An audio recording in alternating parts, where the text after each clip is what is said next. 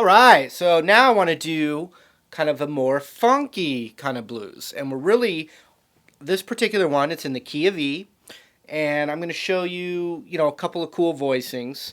None that are really new, but just something new to do with them. And a couple, as you noticed, I was kind of doing a little bass line thing. So I want to give you that option as well. And then we're going to obviously have to kind of focus on this rhythm a little bit too when I was going.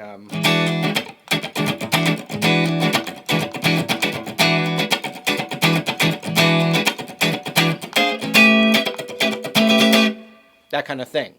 So what I want to tell you first, right off the bat, in a blues in the key of E, you have the 1 chord, the 4 chord, and the 5 chord. 1, 4, 5. It's a term used a lot.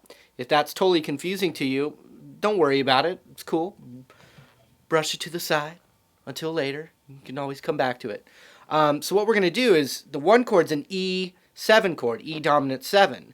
But whenever you have a dominant 7 chord, you could always play the 9 chord version of that in its place, or 2 guitar players together.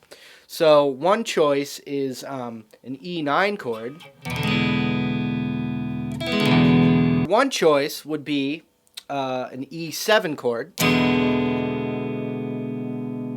But what you could also play is the E9 chord, which would have middle finger on the 7th fret of the A string, which is the root, and then index finger on the 6th fret of the D string, and then barring with your ring finger across the G, B, and E on the 7th fret.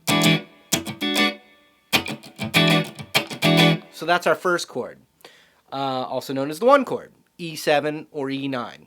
The 4 chord, which is the second chord in the blues, we can play an A7 bar chord, which we already did in this series. We could play an open A7 chord if you wanted. But then one of my favorites, as you're learning, would be the A9 chord, which is the same as the E9 voicing we were using, but slid all the way up to where the root, which is my middle finger on the 12th fret of the A string. Okay, so the turnaround chord, which is a B7 chord or a B9 chord, it's the same choices. We could play a B7 bar chord, which is on the 7th fret. We could play a B9 chord, which has the middle finger on the 2nd fret of the A string. Or we could play that an octave higher, all the way up to where my middle finger would be on the 14th fret.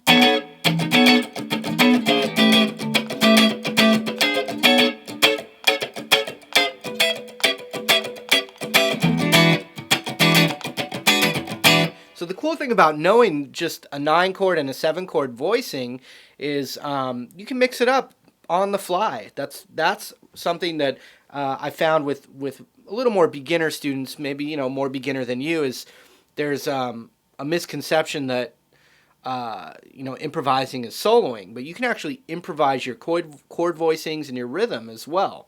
Obviously, it has to fit what you're doing. It has to fit the vibe. But I'm not always set. I mean, it depends on the situation, but I'm not always set on exactly how I'm going to play it every single time through. I might mix it up. One time I might be on E9.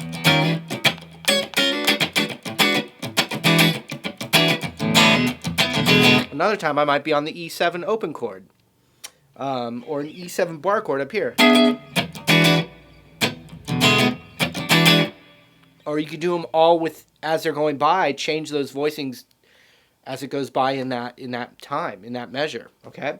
So another thing I want to talk about is just something that usually a bass player would do in a more kind of funky, bluesy kind of, funk blues, would be this with the E chord. E7, E9, any of the E's you've got this bass line going on, which is open, and this is just one bass line. I'm just giving you an idea.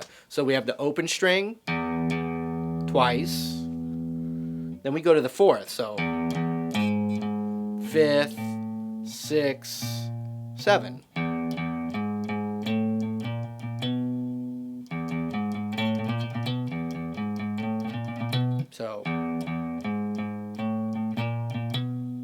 So I'm just hitting that last note once. All the rest are doubles. Do do do do do do do do do do do do.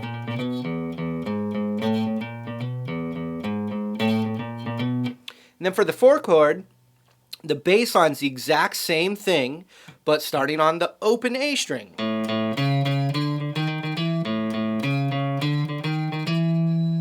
Then back to the open E.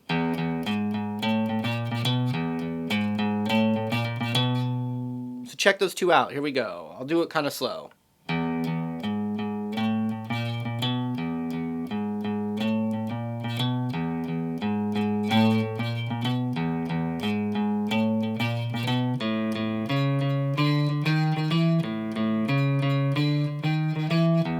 Back to the E. And if you wanted to know what it was for the B chord, then what we would do is we'd take our middle finger, that one, and put it on the 7th fret of the low E, and then index finger on the 6th fret of the A string, and then up half steps.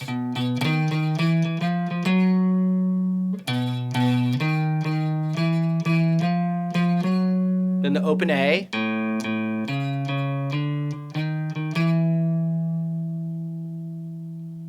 then the open E. Again, and you can just hold on that B because it's the turnaround chord. So here it is one more time. I'll play it up to speed now.